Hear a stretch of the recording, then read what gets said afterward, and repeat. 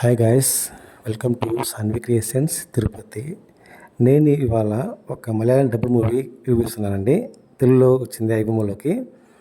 అదేంటో కాదు, తల్వన్. సో దీని డైరెక్టర్ వచ్చేసి జిస్ జాయ్ అండి.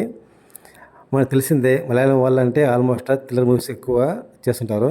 సో కేర్ ఆఫ్ అడ్రస్ ఎవరంటే మలయాళం వాళ్ళే థ్రిల్లర్ మూవీస్కి. సో ఈ మూవీ కూడా వచ్చిందండి ఐబొమ్మలోకి. మార్నింగ్ చూశాను. సో మిస్టరీ థ్రిల్లర్ అనమాట. స్టోరీ ప్లాట్ ఏంట్రా అంటే, జయశంకర్ ఎస్సీఐ అనమాట ఒక స్టేషన్కి. సో అతను చాలా స్ట్రిక్ట్ అనమాట. తప్పు ఎవరైనా చేస్తే అతను కూడా అనమాట. అలానే స్ట్రిక్ట్ క్యారెక్టర్ ఉన్న అతను సిఐ జయశంకర్.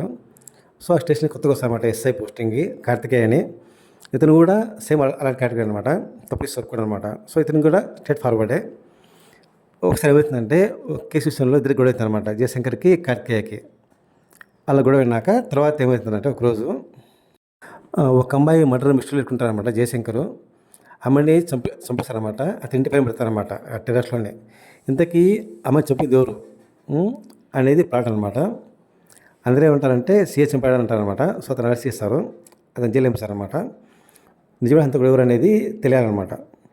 సో విషయం ఏంటంటే, ఈ కేసుని అప్పగిస్తారన్నమాట కార్తికేయకి, ఆయన మొత్తం పూర్తి చేయమని చెప్పి. సో అది కార్తికేయ వర్క్లో ఉంటామన్నమాట ఈ కేసు డీల్ చేయడానికి.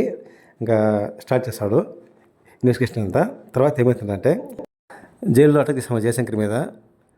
అతనికి గాయమవుతుంది. అప్పుడు హాస్పిటల్ చేర్చినాక అతనికి 18 days ఇస్తారన్నమాట పిల్లల మీద బెయిల్. సో ఆ టైంలో అతను ట్రై చేస్తారన్నమాట హంతకు పట్టుకోవడానికి, వీళ్ళ హంతకుని. సో ఒక టైంలో ఏంటంటే, జయశంకరు కార్తిక్ ఇద్దరు గొడవపడతారన్నమాట. ఇద్దరు కలిసిపోతారు, తెలుస్తారన్నమాట. అంటే మన ఇద్దరు ఎక్కడానికి ప్లాన్ చేస్తారని చెప్తారన్నమాట జయశంకరు. అసలు హంతకులు ఎవరు, ఎందుకు ఆమె చంపారు అనేది ప్లాట్ అనమాట. సో ఇద్దరు కనిపెడతారన్నమాట హంతకుని ఎవరు అనేది. లాస్ట్లో అయితే క్లైమాక్స్ ఒక 20 minutes ఎక్సలెంట్గా ఉందండి. అసలు హంతకుడు ఎవరు అనేది తెలుస్తుంది లాస్ట్న. మూవీ చూడండి, available on iBomma. Please subscribe my channel. Thank you.